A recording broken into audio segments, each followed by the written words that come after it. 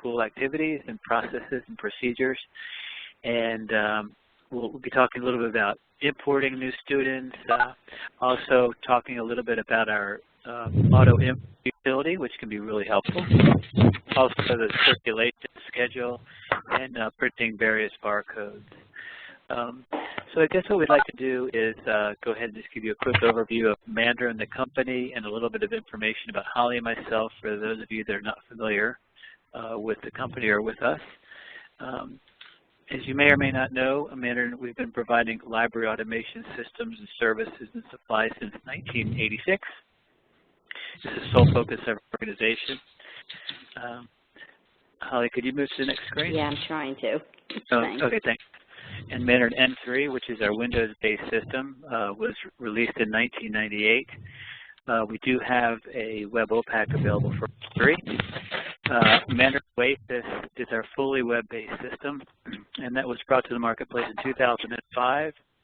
And Oasis can be used where it's installed at the school or at the library, and we also offer hosting for Oasis.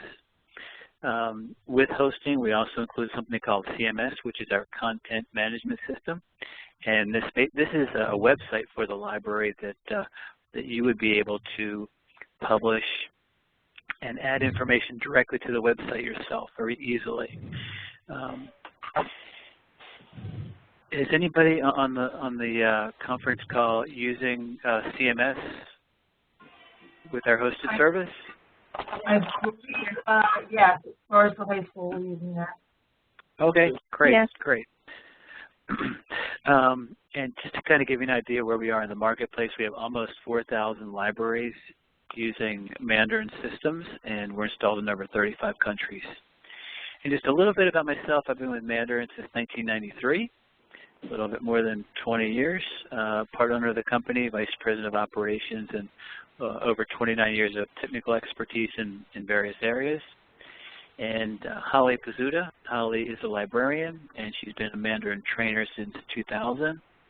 And Holly has over 18 years of technical expertise in various areas, and she's also on her local board of trustees for her library in Weehawken, New Jersey. And just one last slide just to kind of give you an idea of our corporate office in Boca Raton, Florida. We've been in that building since the early 80s, and we have a lot of librarians come to visit us from all over the world. We have a little cafe, so the invitation is always open. We'd love to have you visit anytime. Excuse me.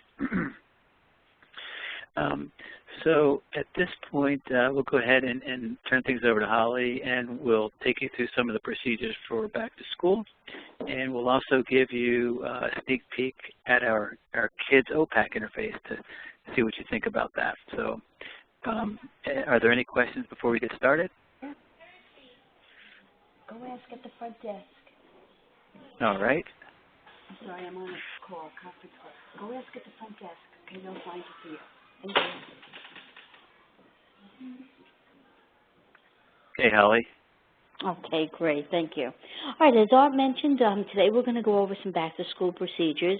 If anybody has any questions whatsoever, please just stop me and ask your questions. I'll also leave some time at the end of the meeting for you to ask any questions that you might have. The first thing that I'd like to talk about is the importing of your new students. I wanted to make everybody aware of the fact that the Mandarin Oasis system will overwrite your old student data that's in the system with the new students that are being added. And what I mean by that is this. If you have a student that is currently in the 2nd grade, and that student has a name and an address and a teacher and a homeroom and a grade all listed within their patron mark record.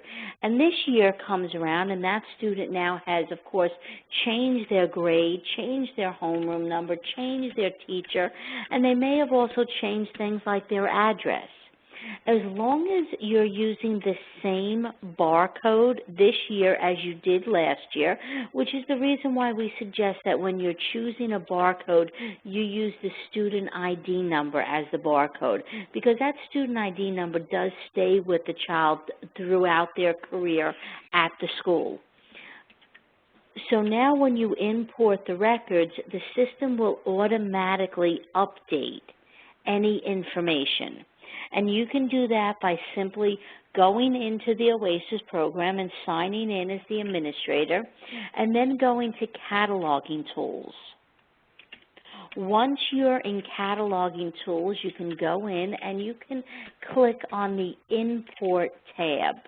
Once here, you're going to tell the system what type of records that you want to import, and then you're going to choose the file. So you'll click on Choose File, and you're going to find that file wherever you may decide to keep it. If you keep it on your desktop, or if you have a folder somewhere that goes in and has all of your MARC records in that folder, you can search for the information there. And what we're going to do is we're going to double-click that folder, and we're going to upload the information. Once the information is uploaded into the system, you can then go in and you can click on the Import button. Now this button is going to go in, and we're going to see this in a delimited format. So the system takes information in either delimited format, or it takes it in tab delimited, comma delimited. You can also go to a Excel spreadsheet, and you can save the information right from Excel. If you go to File and Save As, there are options for either tab delimited or comma delimited. Once you go in and you choose the file and you upload the file, you're now going to go through this wizard. I think there's some little feedback. I think we have some feedback. I'm going to ask everybody, if you haven't done so already, if you could please mute your phone. As a matter of fact, I will mute everybody. And then all you have to do to ask a question is unmute your phone. Okay, that'll help us with the feedback issues. So going back now to the import process, you can you go in, and it's a wizard. So we have a 4-step wizard here that we go through. The first step is just identifying the information. The information is a delimited format. I have 201 rows here. I can, of course, stop at a particular row or start at a particular row. Then I'm going to go back and I'm going to click Next. Next will take me to the next step. I can come in here and I can see all of the information that I have. Here's all of the student records. If I need to specify a text delimiter, I could go in and I can choose my text delimiter.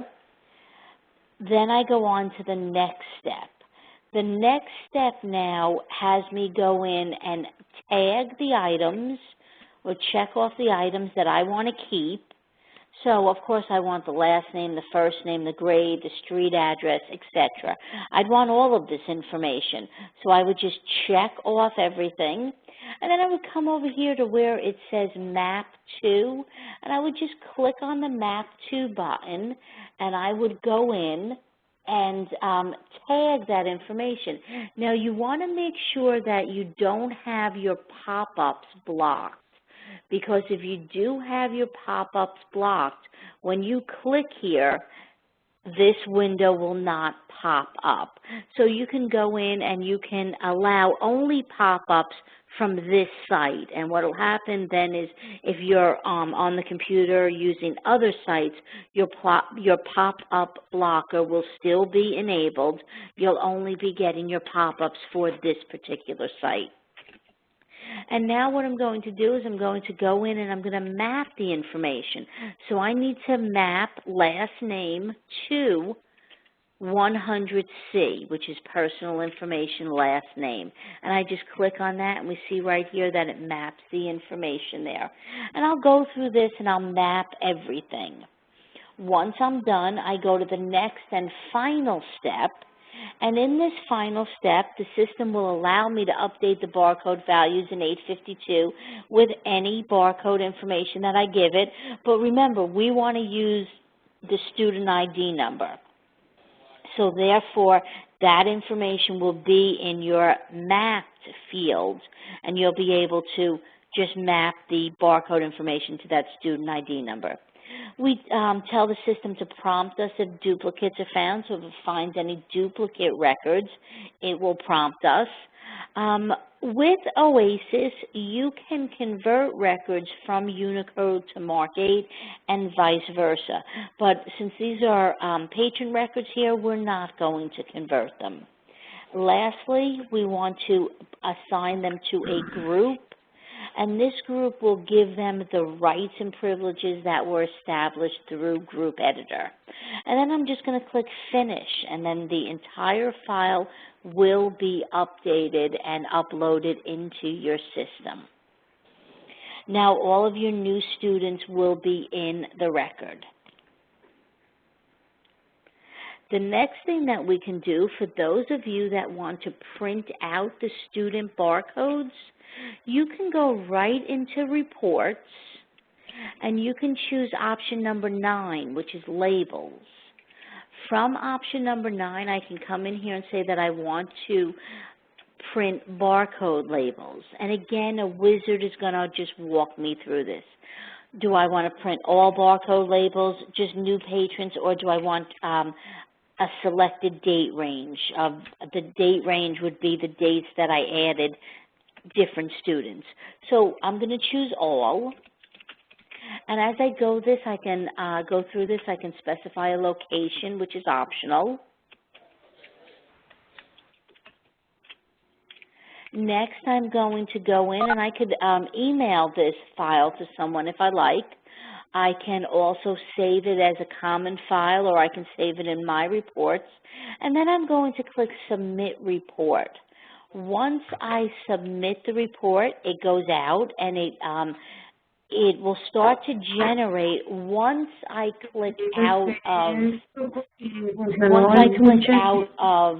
the report tool itself. So for instance, I was in Report Tool, I click Submit Report.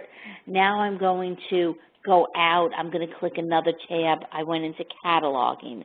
By going into Cataloging or any of the other tabs, it now starts to generate that report. I can go back into Reports, I can look in Report Results, and my report should be here.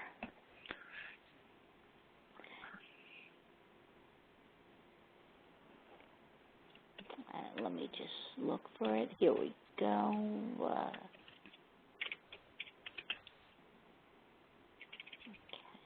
All right, it looks like my report is still processing right here.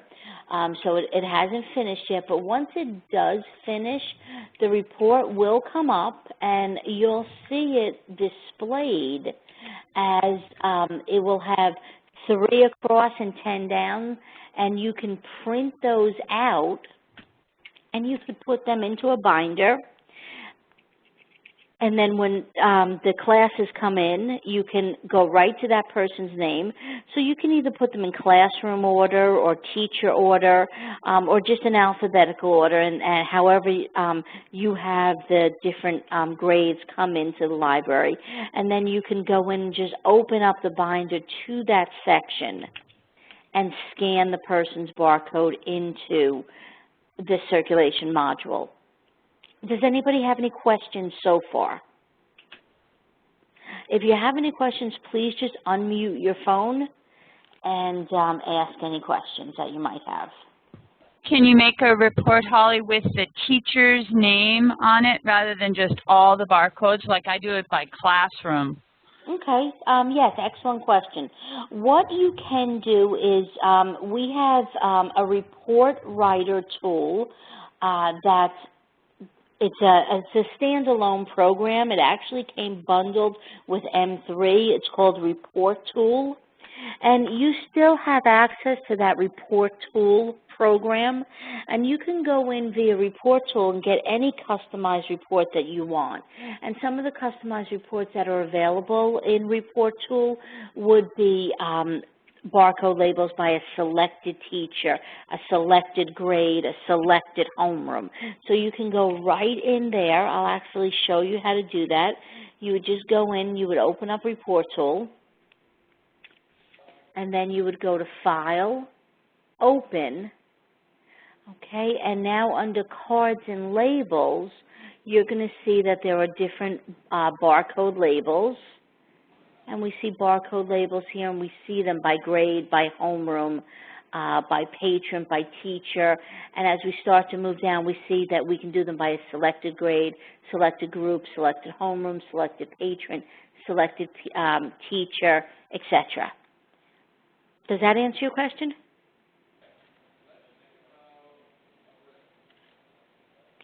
Yeah. Yes, it does. Thanks. Yes? Okay, fantastic. Does anybody have any other questions that I can answer as of right now?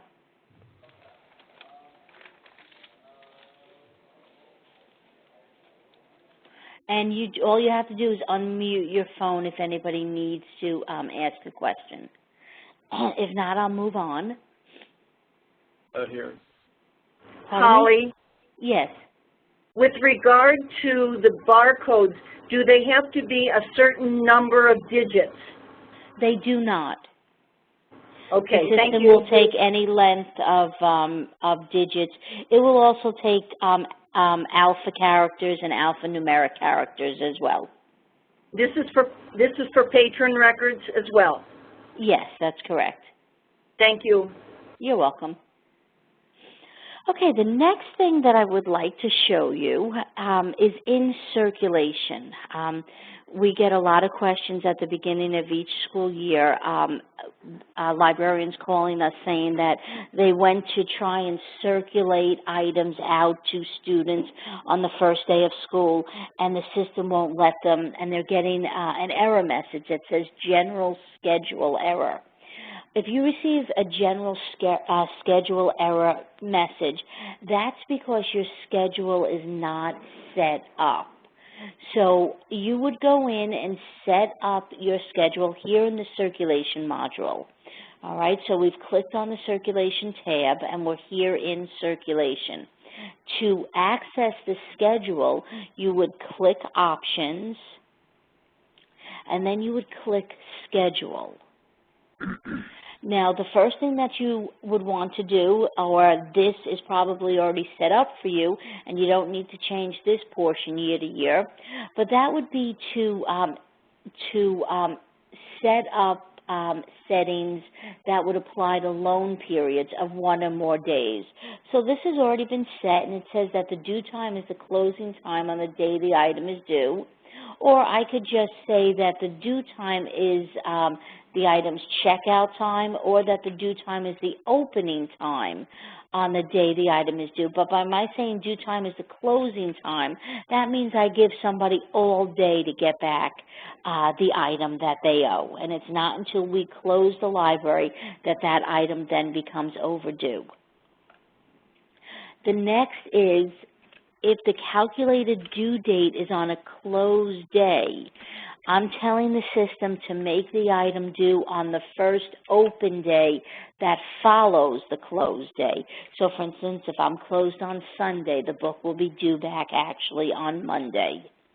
My other choices are to make the book due back on the first open day that precedes the closed day, or to just use the scheduled due date regardless of whether we're closed or not.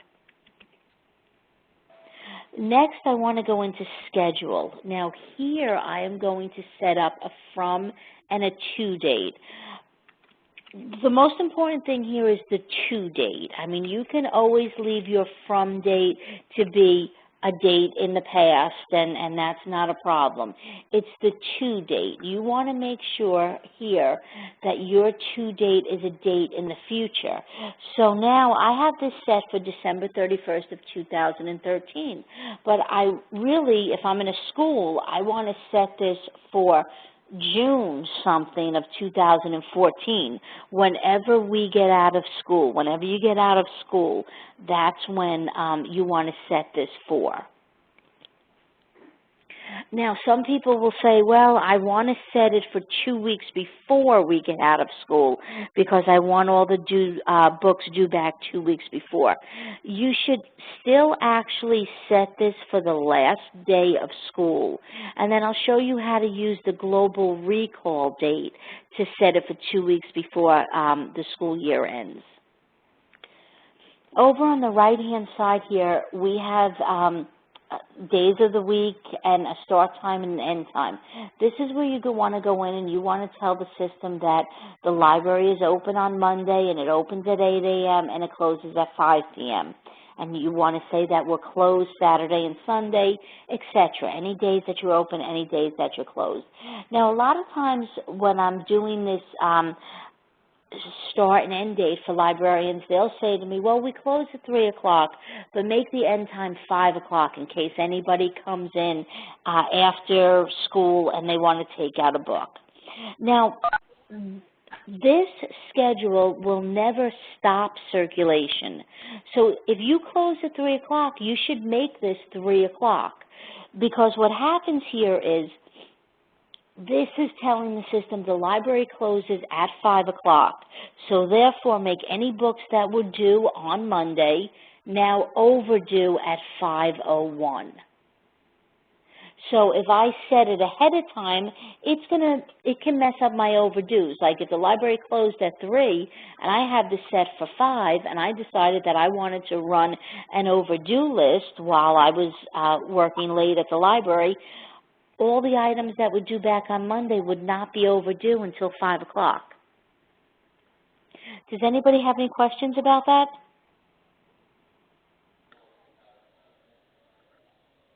Okay, I'll move on then. Next, you have holidays and exceptions. You can come in here and you can set up your holidays and exceptions. And this would be all the dates that the library is closed for holidays. You also have a global recall date. And the global recall, well, first let's go to the holidays and exceptions. This would be any date that the library is closed.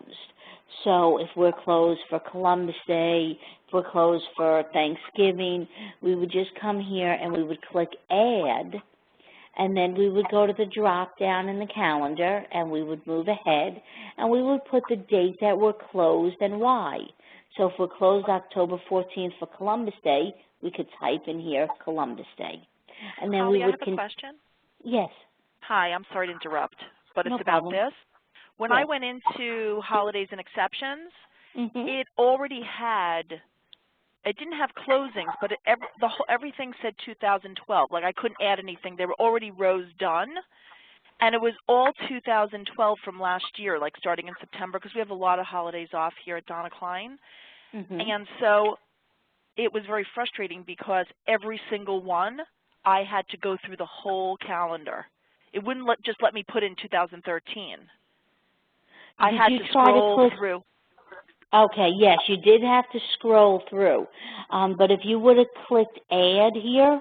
But they were already, the lines, didn't look like this. They were already there for me. Right. They were already there from last year. It had last year's stuff in it. Yes, that's because the information from last year was still there. So it wouldn't let me just change, the date. I'd have to scroll through the calendar the whole 12 months on each one of them. Is there a way around that? Well, what you could have done was if you would have clicked Remove, it would remove the date that was there. And then I can still do that because I actually have not done it. I didn't do it yet. Right. So I could just remove all the tabs and start again? You can remove all the dates that were there and start again. Okay, good. Okay, that's perfect. Yeah. Thank you. Yes, because what you're saying is if it was already here and you went into the calendar, it would make you scroll through to the next month, and you'd have to scroll through to the next year, really. Correct. Yes. And we have so many days off in September that it was very time-consuming. Right. So, okay, what you can do is go in and just remove. So if you click Remove, it'll remove all of the the old ones. If I just click here on remove, and now it took that away. So just go in and remove all of 2012 and start from scratch. Great, perfect, thank you. Okay, sure. The next thing that you have is the global recall date.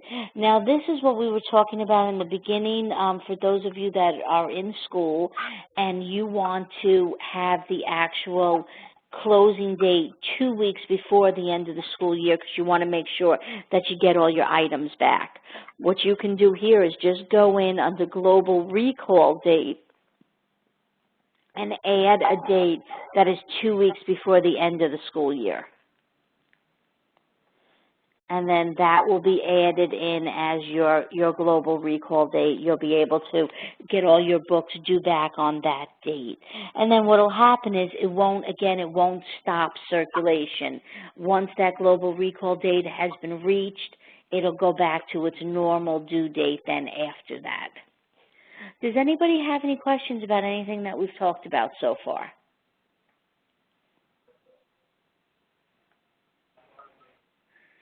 Okay, I'd like to take this opportunity to show you, give you a sneak peek of our kids OPAC. This is for those of you that are in elementary schools, grammar schools, or those of you that have a kids department at your library. We have a new kids OPAC that's under development. Now, the OPAC works the same way as the previous OPAC. So if I were to come in here and type in the word cats or cat and then do a search, it would go out and it would find all of my items. It would give me all of the information here. It would still allow me to sort the information. I could tag items and put them into a book bag. I could print that book bag. I could go in and I could check the details of the item here. I can see the images that are brought to me from Synthetic Solutions. Also, I can change the theme. So if I wanted an underwater theme, I could come here and click on the fish, and I can get a fish theme. I can click on the princess, the magic wand, and get a princess theme. I can get a ninja theme. Or I can go back to the original forest theme. So we just wanted to show that to you. Art, do you have anything that you'd like to add here? No, just some absurd questions. Any feedback on what you see as far as the kids OPAC? Does it look pretty good to you?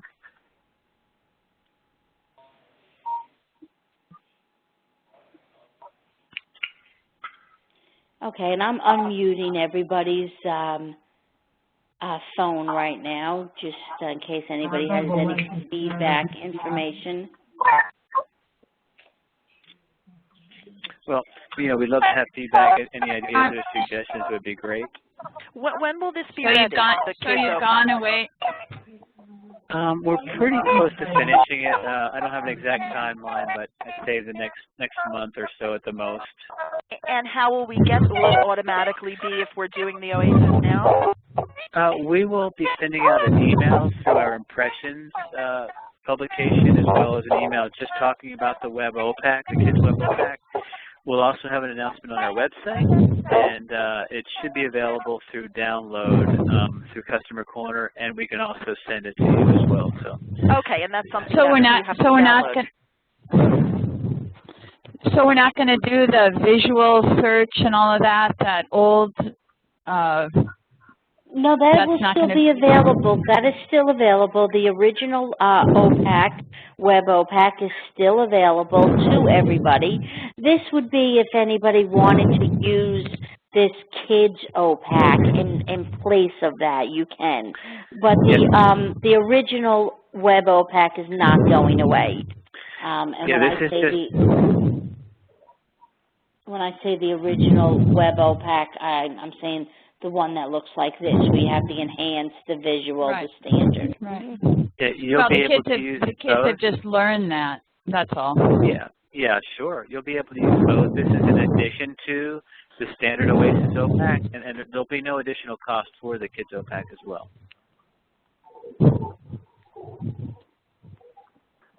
So we hope you like it, and again, if you do have any feedback, we'd love to hear it. And one other thing that I would like to mention is the fact that we do have an auto import, patron import, where you can take your file, your import file, and put it onto our FTP site, and then those files will be automatically imported. So I just wanted to make everybody aware of that. And that can be scheduled on a weekly basis, so it happens automatically for you on a weekly basis as students change addresses or phone numbers or whatever it may be. That way your student records in your system will be up to date. I'm having a problem. Art. I imported a lot of book information that I got from using the fetch command, and I'm not getting my call numbers to appear on my records. And so when I go to a search, for example, today I went for a search on rhyming books, I imported like, 50 or 75 new books this summer, and none of them are coming up with, how a record starts with a call number on the top. I'm not seeing that. I'm not seeing that in any of my new books that I put in. What did I do wrong? I went back into 852, made sure that it was in the whatever. I don't have my notes, my G field. What's your school? Are you on Oasis? Wyoming Indian Elementary. Okay. Can I get there from the web? Oh yeah. Okay. Is this you? WYO? Yep, probably. I've got high school and middle school. I'm at the elementary school. Has that happened to anyone else when they've imported records on their own? Yes. It's really frustrating because then you go and you look at them and then you have no idea until you go into the record itself what the call number is. Yeah, actually, I had to go in and put it in my holding. It didn't transfer to the holding. That's exactly what I found too. How did you go into the holding? Because I went into details and I went into edit and I still couldn't get it in there. Well, I got the bib record and then I had to add my holding. And when I added the holding, I had to put in the 852 fields I wanted at that point. Okay, can one of you chat me the link to your schools, and I'll go in and take a look at it for you? Hey, Holly, I'm getting that right now, so bear with me for just a moment, and we'll show you how to fix that problem. Yeah, because I'd like to know how to do it up front so I don't have to go back and redo it all. Now, are you with the middle, elementary, or high school? Elementary. Okay, so that's the link I'll give you. Hang on just one moment. Mm-hmm.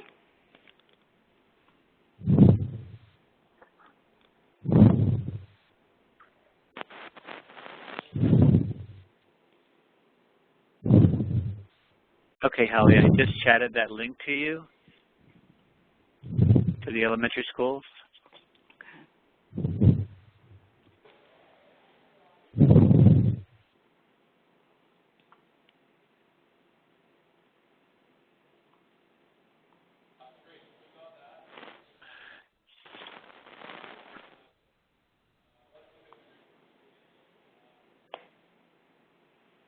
Okay, can you give me the title of an item that this has been happening to? Dinosaurs wear underpants. Or dinosaurs love underpants. What is it? Oh, just hit dinosaurs underpants and you'll find it. You got to spell dinosaurs right though.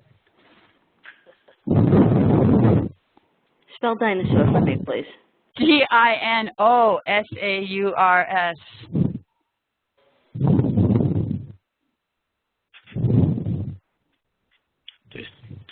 There you go. I think love underpants. Yeah, underpants. That'll work. It'll find it.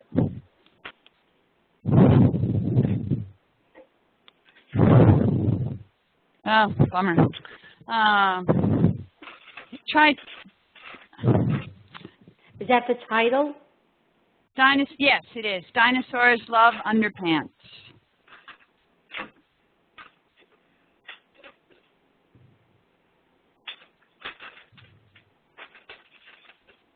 I think that's close enough. There we go. You see that? Okay. There's no call number. All right, let's go in and take a look at it. So I'm going to go in. First thing I'm going to do is sign in to the program.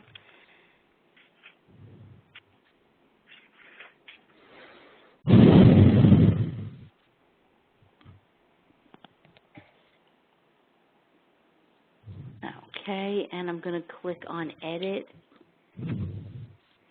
and scroll on down. Now let's see what we have here.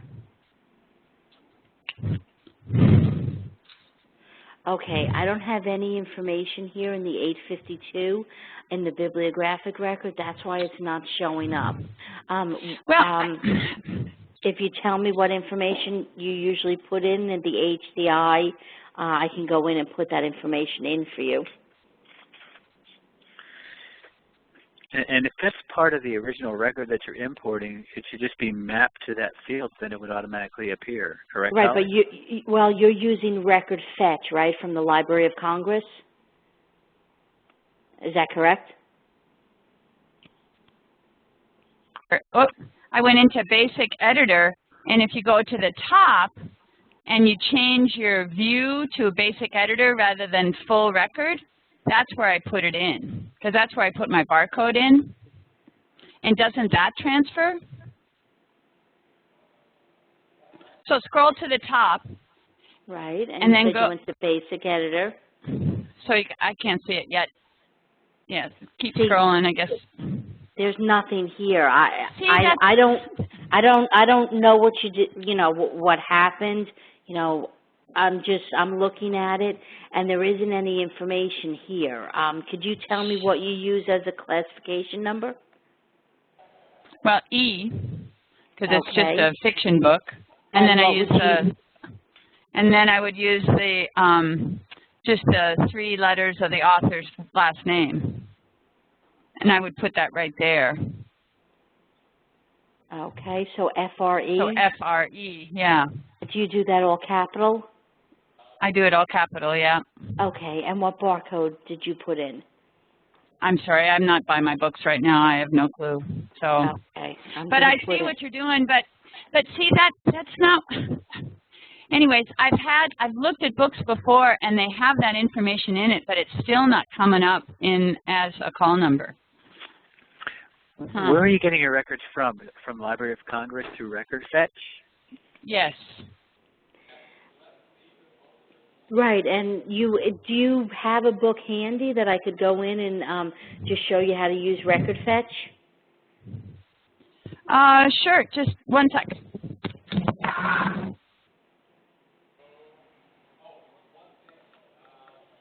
Holly? Yes. When you're doing the record fetch and you're creating your holding, can you go over how you get like, standard information that you know you want in every record to automatically be in your 852 field? There's a way to save a template for that, right?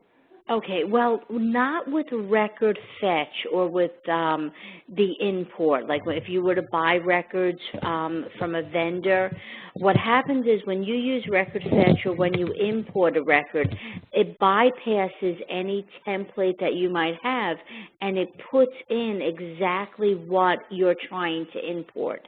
So when you're using record fetch and you are doing it from the Library of Congress, the Library of Congress doesn't put in any 852 information. Right. Because 852 information is local to the individual library. So you need to go in through edit and add that information.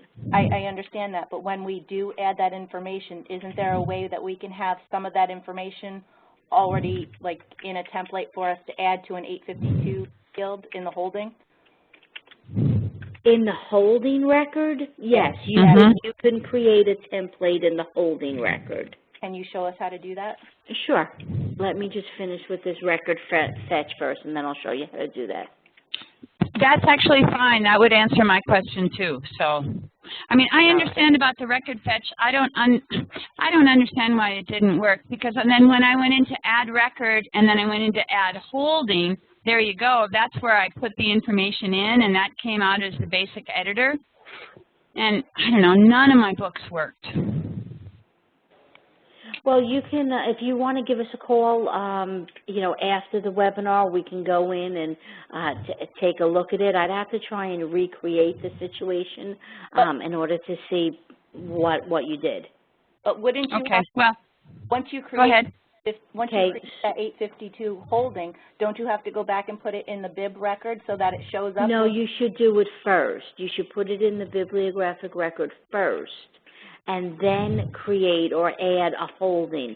Because if you put the information in the bibliographic record first, it's automatically going to transfer the information to the holding record. Right. So if you wanted to create a template for holding, we can just, I'm just going to go in here to where it says add holding, and this is just going to be my template. So I can come in here, and of course I'm going to erase everything that's here because I want to start with a blank template.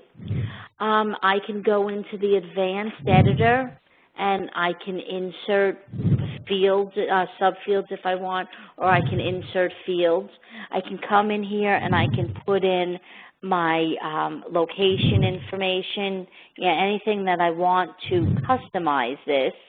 And then I can go back to the basic editor, and there would be an option here, save as template. I'm still using the Wyoming site, so it looks like that's not turned on for you. But again, if you want to contact me after this, I can look into it a little bit more for you.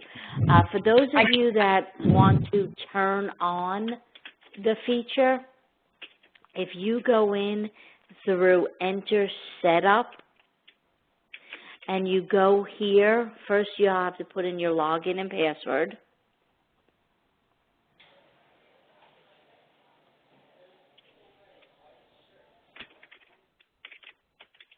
And if you come here under Record Templates, you would go in and you would activate this. How you would activate it is you would make one of these templates your default. So when you first come in here, none is going to be what's chosen, and you're going to have to go in and just make one of them your default. So for instance here, if I have multi-part item as my default, it'll allow me to go in and create a template. And I can create templates then by just going in, and once I'm in cataloging,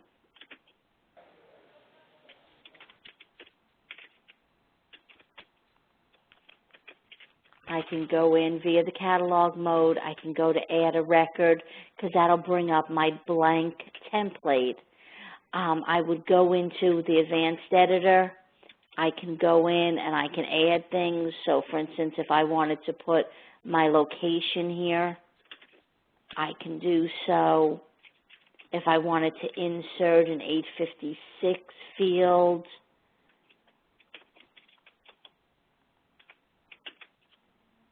along with its subfields, I can enter in all of that information. And then once I'm done customizing this, I go back to the basic editor and I click here where it says Save as Template, and then I would just name that template. So I could name it, you know, like Holly Book, Mandarin Book, you know, whatever I wanted to name it. And then I have a question. Since this is all new to me, the advanced editor just looks like a bunch of numbers to me. What is there? When you go into advanced editor, is there some kind of, because I've never used this before because I'm new. Okay, the advanced editor looks just like, the advanced editor looks just like M3 if you're familiar with M3. I never, when we used M3, I never did cataloging. So okay. now I'm doing it. All right, so what is your question? Do you not know what the Markfield is? My question is, like, I don't know what an 856 is. I don't know what these numbers mean. Is there a form or something that explains it? Okay. these numbers are Markfield tags, and if you're not familiar with what they are, you just roll your mouse right over it, and it tells you. For instance, 856 It all is says where. the same thing. Oh, okay. Do you see the pop-up where it says electronic location and access?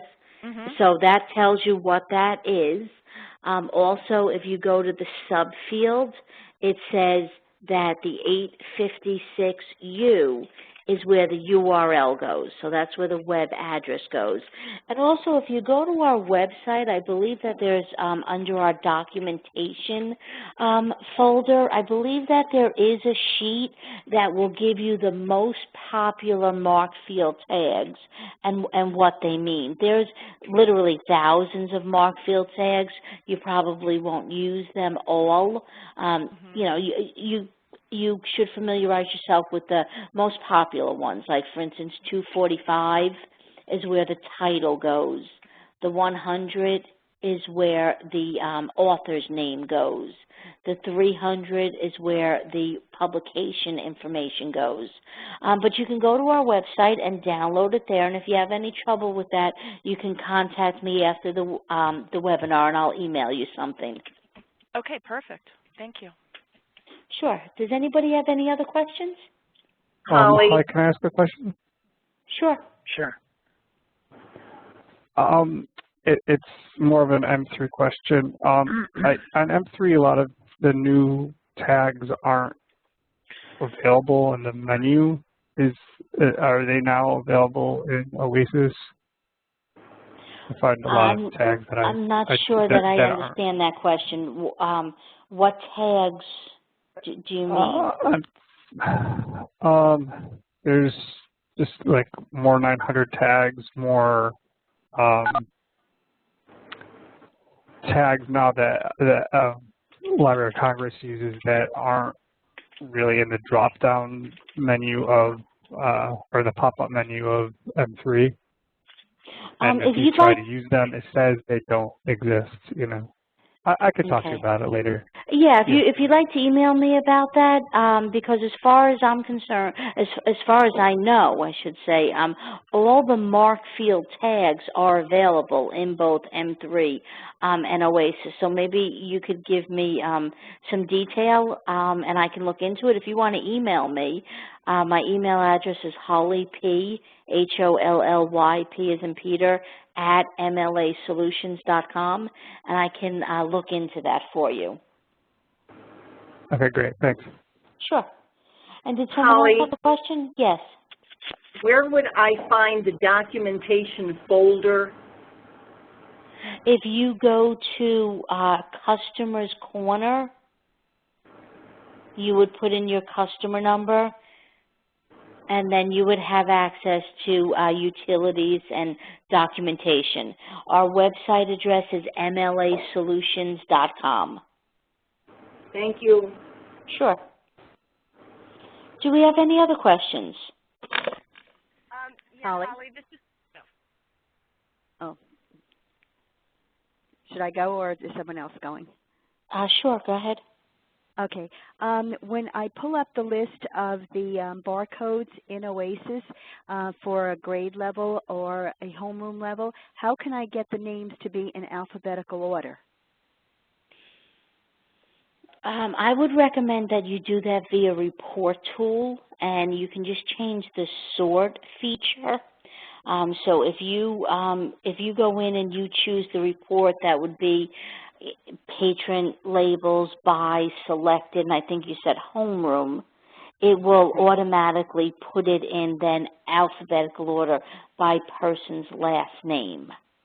Okay.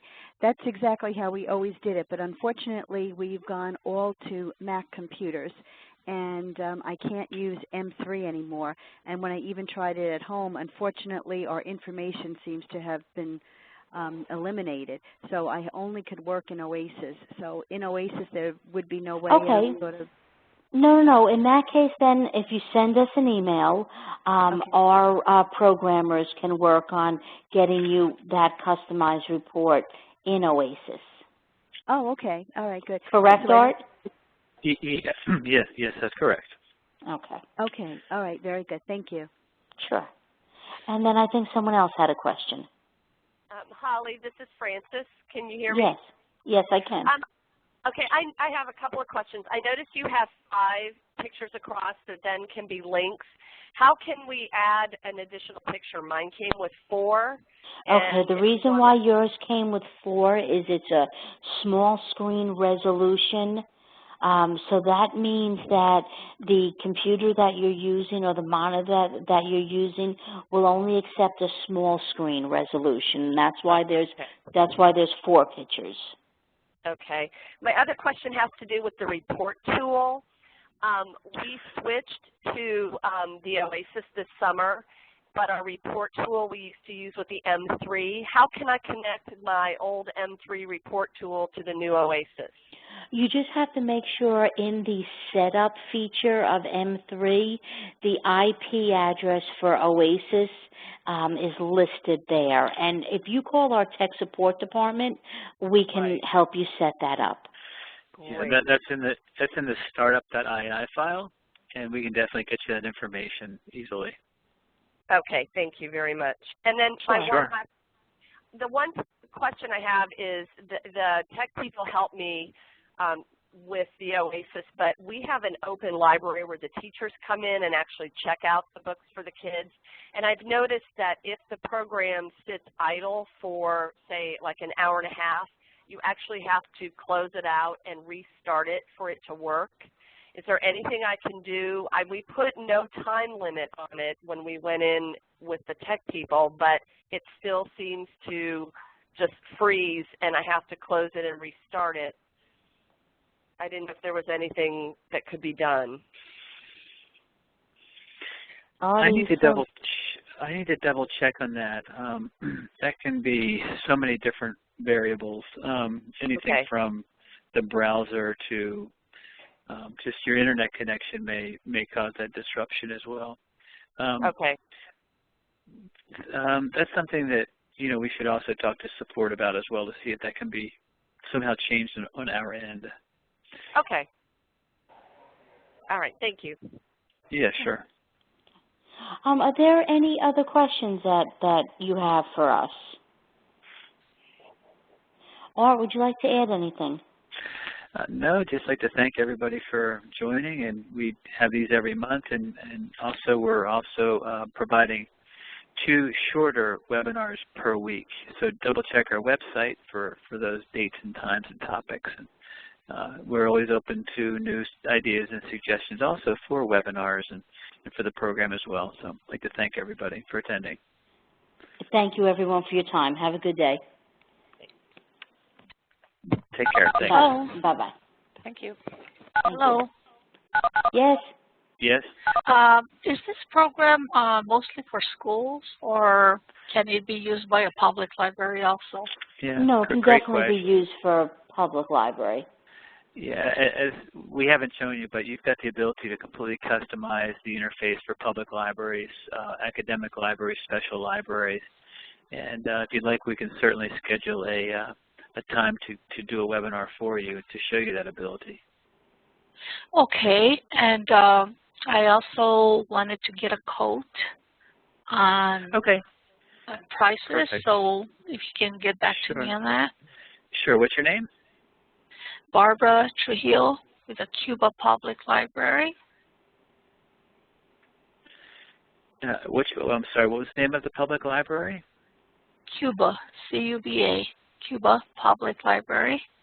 Okay, and your phone number, email address, Barbara? My phone number, 575-289-3100. My email, you want my email too? That would be great, yeah. Okay, CUBA-LIB2001@yahoo.com. Okay. Well, what I'll do, Barbara, just to get a little more information, I'll give you a call to get real specific about your needs, and then from there I'll send you information. We'll also provide you with a cost proposal, and then we can do a live webinar at your convenience. Okay, that sounds good. All right. Super. Okay, thank you so much. Take care. Holly, can I grab your email again? Sure. It's Holly, Holly, P as in Peter, at mlasolutions.com. Okay. All right. Just I want to make sure. Thank you very much. Yep. You're welcome. Thank you.